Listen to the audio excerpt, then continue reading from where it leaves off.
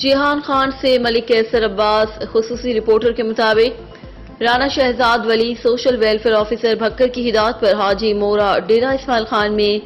الامین welfare society Bhakkar کی طرف سے میڈیکل کیمپ بھی لگوا دیا گیا۔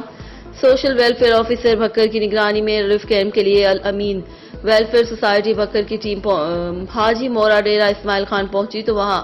موجود لوگوں نے کہا کہ آپ کی خدمات بے انتہا عظیم ہیں، لیکن یہاں پر دوائیوں اور میڈیکل کیمپ کا بہت مسئلہ ہے اور MBBS ڈاکٹر اور سہولیات موجود نہیں ہیں، جس پر رانا شہزاد ولی